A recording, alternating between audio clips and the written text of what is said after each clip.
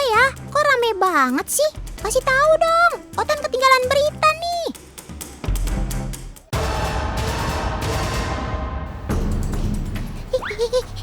Itu kan si buaya muara, salah satu predator yang terkenal dengan kebuasannya. Kok bisa-bisanya ya Sobat Otan ini muncul di sungai dekat pemukiman warga? Berbahaya banget nih kalau nggak ditangani dengan cepat. Oh iya, kalau dalam keadaan darurat seperti ini, sepertinya Otan tahu harus menghubungi siapa? Benar, tim rescue dari Dinas Pemadam Kebakaran setempat. Lapor Pak, ditemukan satu ekor buaya dengan panjang kurang lebih 2 meter di aliran sungai dekat pemukiman. Laporan selesai.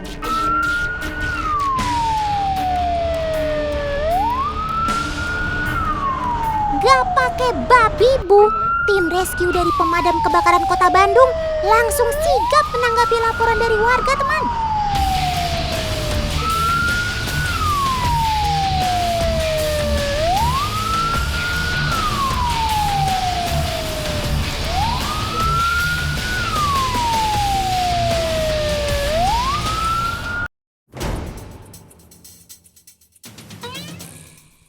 Sebelum melakukan evakuasi, biasanya Komandan Regu akan melihat situasi dan kondisi terlebih dahulu. Tujuannya agar tim bisa mempersiapkan alat apa saja yang dibutuhkan. Komandan, melihat lokasinya yang cukup sulit, kira-kira alat apa saja yang kita butuhkan untuk evakuasi? Lumayan sulit, medannya agak terjal.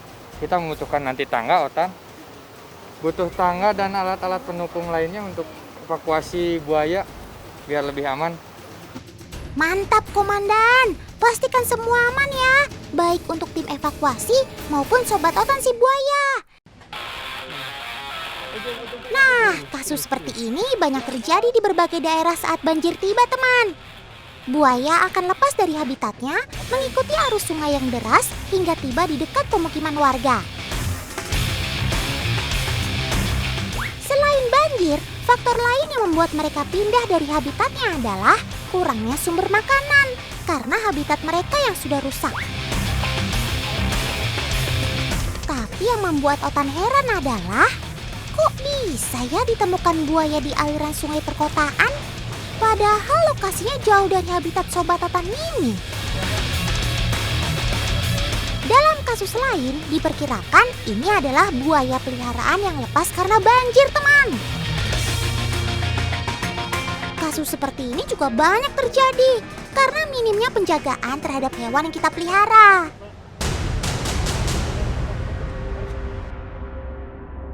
Hati-hati, Paman. Karakter buaya diam-diam menghanyutkan. Yang paling terpenting saat evakuasi buaya adalah ia sedang berada di pinggiran sungai. Karena jika berada di dalam air, buaya akan semakin lincah dan proses evakuasi semakin sulit. Syukurlah, akhirnya Sobat Otan ini berhasil dievakuasi oleh tim rescue Damkar Kota Bandung, teman. Setelah berhasil direscue, tim akan mengecek kembali apakah buaya itu sudah cukup aman untuk dibawa atau belum. Karena lengah sedikit bisa berakibat fatal loh.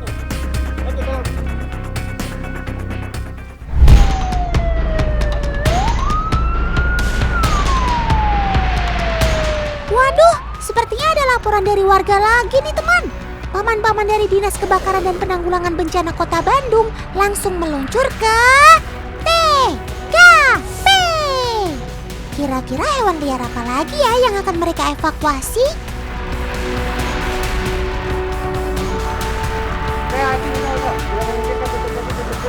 Oke, ambil jaring.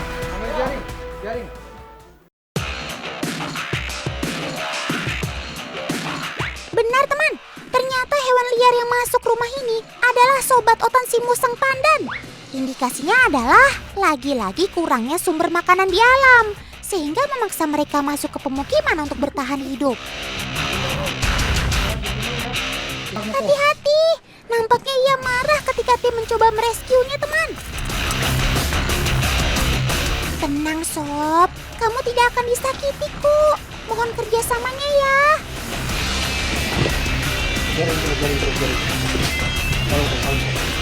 Si musang berhasil kabur dari jaring yang paman gunakan, teman. Sekarang ia berlari ke area yang sangat sulit untuk dijangkau. Untuk memancingnya keluar, salah satu tim menggunakan kain untuk dapat menariknya. Tapi bisa lihat sendiri kan, gigi-giginya terlihat sangat tajam. Kain pun bisa dapat dengan mudah dirobeknya, apalagi kulit manusia. Harus ekstra hati-hati nih, karena bisa saja sobat totan ini langsung menyerang tiba-tiba. Tapi bukan tim rescue namanya kalau gampang menyerah. Perlahan tapi pasti, akhirnya mereka berhasil menangkap musang galak itu. Syukurlah. Musang memiliki karakter bertahan bahkan menyerang ketika merasa terancam, teman. Oleh karena itulah, tim rescue tidak boleh agresif saat sedang mengevakuasi sobat totan ini. Komandan, bagaimana evakuasi kali ini? Apakah semua baik-baik saja? Alhamdulillah, hari ini untuk evakuasi pelaporan musang masuk rumah bisa ditangani meskipun tadi sedikit ada insiden si musangnya kabur setelah masuk jaring, tapi alhamdulillah keadaannya udah bisa terkontrol. Tugas selamat musangnya berhasil dievakuasi. Kermaks paman, keren maksimal.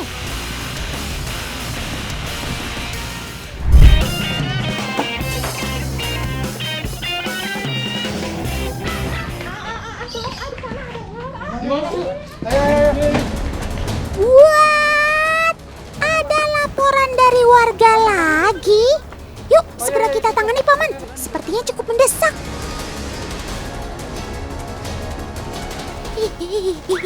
Itu kan sobat totan si King Cobra, ular yang terkenal dengan bisanya yang mematikan. Untung saja ada warga yang langsung melapor sehingga bisa langsung ditangani. Teman, saat bertemu tim rescue di lapangan, kita bisa langsung minta tolong ke mereka jika ada yang butuh pertolongan. Nah, salah satunya dalam kasus ini, warga bisa langsung melaporkan secara on the spot. Balik lagi nih ke kasus yang sedang ditangani oleh tim. Dalam rescue ular, apalagi King Cobra, kita harus menggunakan grab stick agar aman. Grab stick juga membuat proses evakuasi menjadi lebih mudah dan tidak menyakiti ular. Tidak butuh waktu yang lama, akhirnya ular tersebut dapat dievakuasi oleh tim rescue, teman.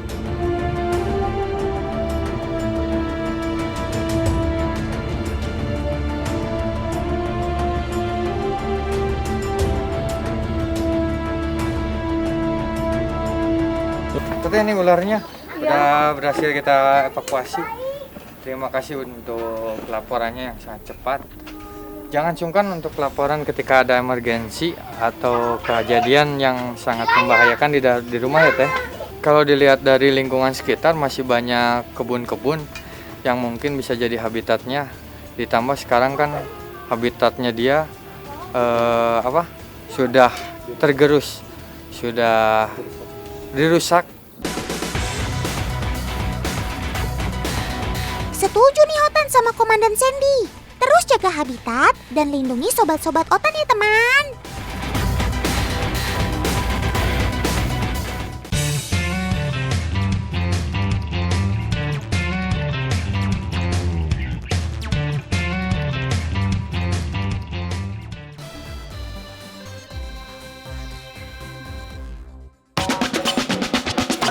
Wah, enak banget kayaknya tuh iga kambingnya kak. Tahu aja Otan belum makan siang. Pesan satu ya kak, jangan pedas-pedas. Kalian tahu nggak teman, kalau daging kambing memiliki kadar lemak total dan lemak jenuh yang rendah dibandingkan daging merah lainnya. Bayangin aja teman, daging kambing hanya mengandung 1 gram lemak jenuh pada setiap 85 gramnya. Nah, apalagi iga kambing yang akan kita olah ini sudah direbus sebelumnya dengan rempah-rempah. Jadi lemak yang terkandung jauh lebih berkurang. Jadi nggak perlu takut kelebihan kolesterol ya teman. Tuh, lihat madu dan bumbu rempah khas Timur Tengahnya. Bikin iga bakar makin maknyus. Inilah dia olahan kambing yang gak ada duanya. Nasi biryani kambing dan iga kambing bakar madu. Dijamin no bau, no alot. Selamat makan siang semuanya. Loh. Sobat Otan berbulu ini mau kemana? Kamu lepas dari kandang ya? Kok malah main di jalan raya? Hati-hati ketabrak kendaraan loh. Bapak, ibu-ibu, ini domba milik siapa? Oh alah, ternyata domba penurut ini milik Meiji dan Kak Guru, teman. Wah, cakep. Kedua domba ini bisa berjalan tanpa diikat mengikuti Kak Guru dan Meiji yang bersepeda. Sudah seperti anjing saja ya teman. Domba memang bisa menjalin ikatan yang sangat dekat dengan manusia. Ini karena domba memiliki sifat sosial dan suka berada dalam kelompok. Apalagi jika mereka sudah dipelihara sejak masih kecil. Beuh, dijamin makin lengket kayak kulkas sama tempelan magnet.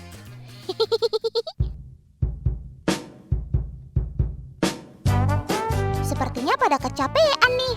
Meiji dan Kak Guru mau melepas dahaga dulu. Kalau kedua domba ini mah isi perut. Untungnya banyak makananmu tumbuh di sekitar sini ya sob.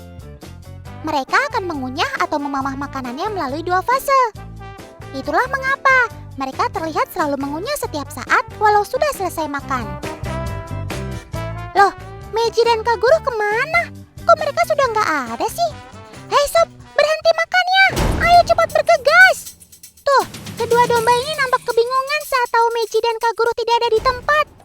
Ketika sudah seperti ini, mereka akan mengandalkan dua indera andalan mereka, yaitu penglihatan dan penciuman. Dengan cepat, sobat berbulu ini akan langsung mencari di mana keberadaan anggota kelompok lainnya. Syukurlah sob, Meiji dan Kak Guru belum terlalu jauh, jadi ketemu deh.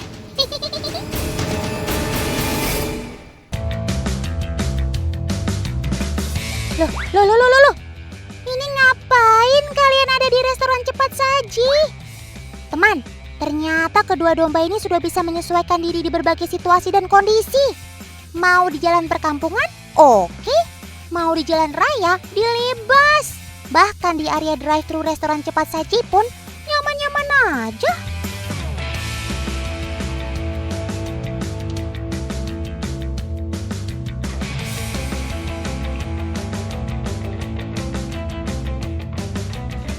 Menandakan kalau mental keduanya sudah tidak diragukan lagi teman. Bahkan nih yang membuat Otan semakin takjub, mereka bisa mengantri saat memesan makanan loh. Tuh lihat, domba saja sudah mengerti budaya mengantri. Teman di rumah jangan mau kalah ya. Karena keberanian kalian, Otan nobatkan Dombo dan Shaun adalah satu-satunya domba di dunia yang memesan makanan secara drive-thru. Cakep!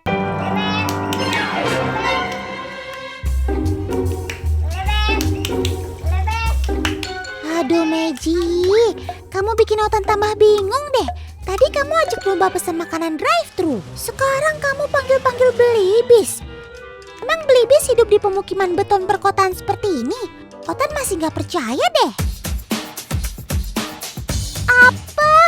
Otan gak salah lihat nih.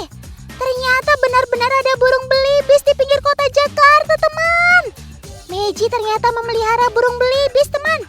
Ini nih yang bikin Otan heran. Kok mereka bisa tertib konvoi menuju ke Meiji ya? Padahal burung Belibis bisa terbang. Tapi sobat Otan ini malah memilih untuk berjalan kaki.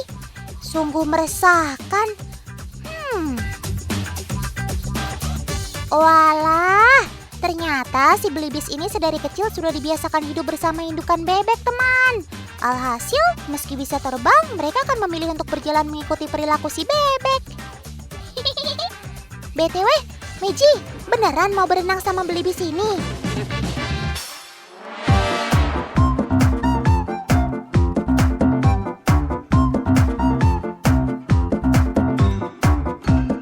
Teman, mungkin kalian masih banyak yang terheran-heran. Kok bisa rombongan Belibis ini nurut saat dipanggil? Ternyata sejak masih kecil, Belibis ini sudah dilatih untuk datang saat dipanggil Meiji. Jika mendengar suara Meiji, sekejap mereka akan langsung mencarinya. Cakep! Waduh sob, asik banget nih mandinya. Sampai-sampai Otan dicuekin lagi ngomong. Faktanya, kalau burung lain lebih senang bertengger di pepohonan dan tanah, burung Belibis malah lebih senang tinggal di air, teman. Nggak heran kalau ia mendapat julukan si burung air. Setelah rombongan Belibis, kok sekarang ada rombongan anak soang sih? Hei, kalian mau kemana? Nggak salah alamat kan? Ya ampun, ternyata anak-anak soang ini nggak mau kalah, teman. Mereka mau ikutan berenang juga. Aduh, kok malah jadi rame kayak gini sih? Tapi kok bisa ya si Belibis tidak merasa terganggu sama kehadiran si anak soang ini? Iya, Otan baru ingat. Belibis kan masih berkerabat dengan itik, sesama unggas dengan soang. Itulah mengapa mereka tidak merasa terganggu satu sama lain ketika berada di kolam yang sama. Lihat teman, si anak soang seru banget tuh berenangnya. Pakai teknik menyelam segala lagi. Gaya banget kamu sob. Sebenarnya soang ini juga salah satu hewan peliharaan Meiji loh. Lama-lama makin rame nih rumahnya Meiji sama Sobat Otan.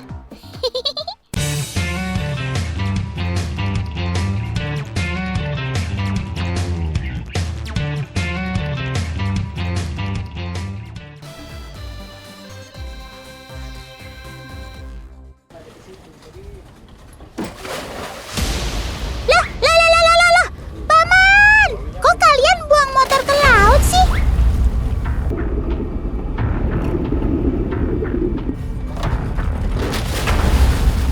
Bukannya menjaga, kok malah mengotorinya?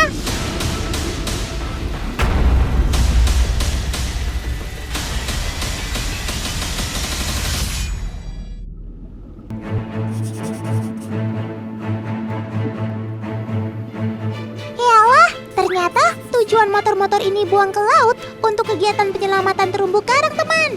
Yang dilakukan komunitas penyelam dan bekerja sama dengan Polda Sulawesi Utara.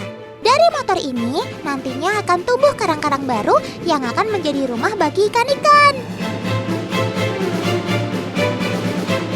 Susun yang rapih ya, Paman, agar sobat-sobat Otan nyaman tinggal di rumah barunya.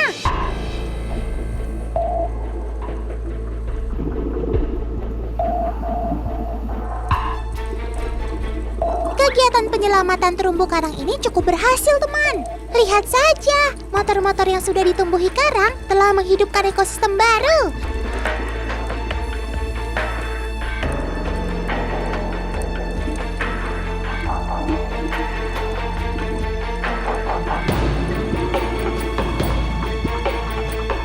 Dengan adanya ekosistem baru, akan ada ikan yang datang, teman. Salah satunya Sobat Otan ini.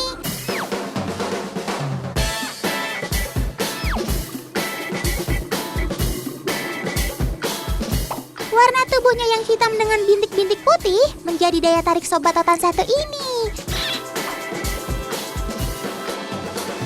Seiring bertambahnya usia, warna tubuhnya perlahan-lahan akan menjadi abu-abu. Si Domino ini termasuk ikan teritorial dan banyak terlihat di sekitar anemon. Mereka gemar sekali berenang-renang di sekitar dan di dalam anemon. Padahal habitat aslinya di terumbu karang loh, teman. Domino ini beradaptasi dengan anemon dengan cara meniru Nemo yang merupakan penghuni anemon. Nemo pun sepertinya tidak keberatan dengan adanya si Domino di sekitarnya.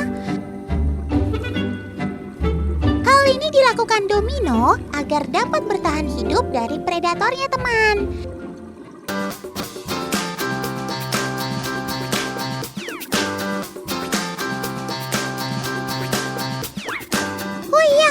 Lagi nih Sobat Otan yang hidupnya di anemon.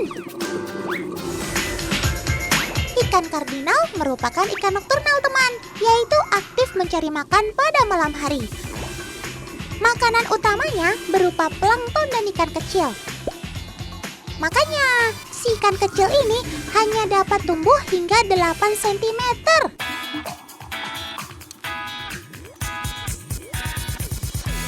Pada musim kawin, ikan kardinal jantan akan melakukan gerakan seperti menari dan berenang-renang di sekitar betinanya untuk menarik perhatian.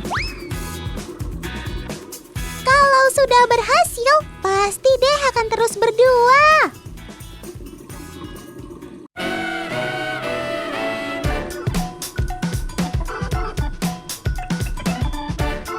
Teman-teman tahu nggak apa yang ada di dalam mulutnya itu? Betul, itu adalah telur-telurnya.